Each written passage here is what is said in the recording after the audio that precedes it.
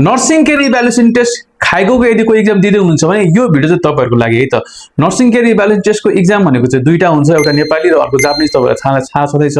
र जापानिजमा चाहिँ 30 मिनेटको एक्जाम हुन्छ। 30 मिनेट तपाईहरुलाई 15 वटा क्वेशन दिन्छ र त्यो 15 वटा क्वेशन मध्येमा पनि 2 वटा देखि 3 वटा सम्म चाहिँ ओनाजी मिनिङ ओनाजी कोतोबा भन्ने दिन्छ। यदि तपाईहरुले त्यो ओनाजी कोतोबा राम्रोसँग पढ्नु भयो भने 2 वटा देखि 3 वटा क्वेशन चाहिँ तपाईहरुले मिलाउने सम्भावना बढेर जान्छ र तपाईले चाहिँ पास हुने चान्सेसहरु धेरै हुन्छ।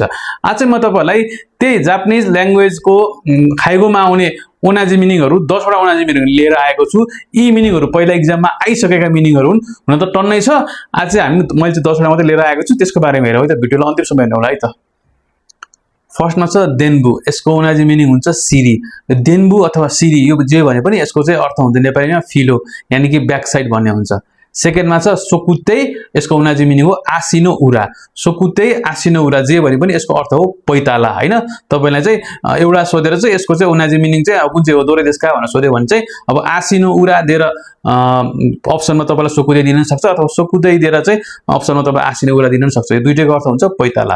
त्यसपछि अर्को धेरै आउने भनेको यो शरीरको पोजिसनहरु जस्तो सुरुको यो गेउगाई भन्छ। गेउगाई भनेको चाहिँ टाउको माथि फर्काएर उत्तानो परेको पोजिसन। यसलाई चाहिँ ओनाजी मिनिङ भनेको आओ मुके पनि भन्छ है। अर्को छ फुकुगाई। फुकुगाई अथवा चाहिँ उचुबुसे। यो भनेको चाहिँ घोप्टो परेको टाउको तल फर्काएर सुतेको पोजिसन। त्यसपछि अर्को भनेको सोकुगाई अथवा योकुमुकी। यो भनेको चाहिँ कोल्टे परेको पोजिसन है।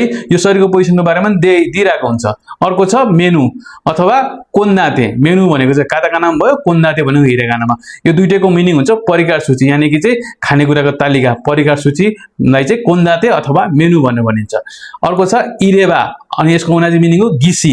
यसको चाहिँ नेपाली अर्थ हुन्छ नक्कली दाँत, कृत्रिम दाँत जे भयो भने इरेबा अथवा गिसी भनिन्छ है। अर्को छ किगाए अथवा कौई।